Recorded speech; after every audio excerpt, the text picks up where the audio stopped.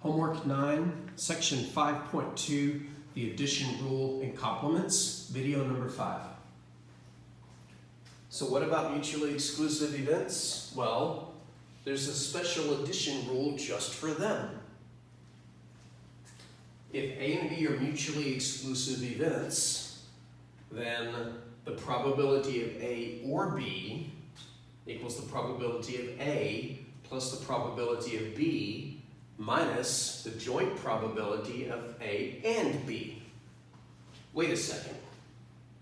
That's the exact same rule we had up there earlier. Why is the one for mutually exclusive events special? Well, think about what we said in the last video. If two events are mutually exclusive, then they cannot occur at the same time.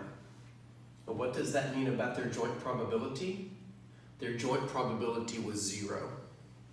So if you are mutually exclusive events, the formula shortens because the last part is just equal to 0.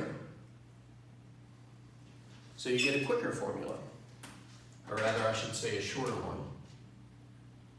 The probability of A or B is equal to the probability of A plus the probability of B.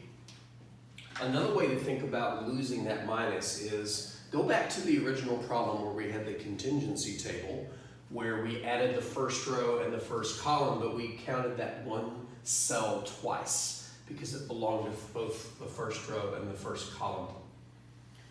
If those events were mutually exclusive, and I'll sketch the table up here just in case you don't have it written down. This was favor and this was likely. I don't remember exactly what we added or what we got when we added them, but if you give me a second, I can tell you. There were 721 people who were likely to vote, and there were 523 people who favored it. But we couldn't just add this and this because these got counted twice. But what if these were mutually exclusive?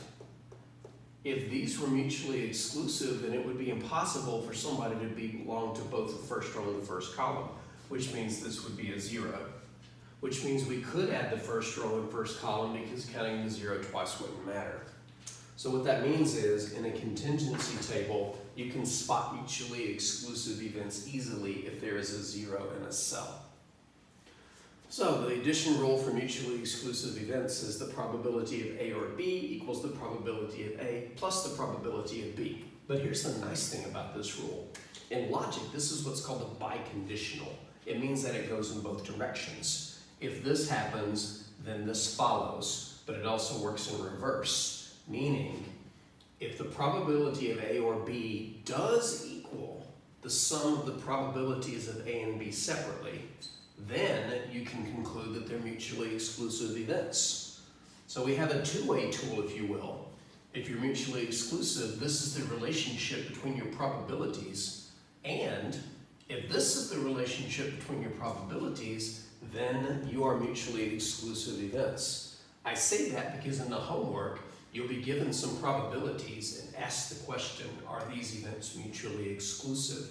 See if they follow this rule, and if they do, the answer is yes. Otherwise, the answer is no.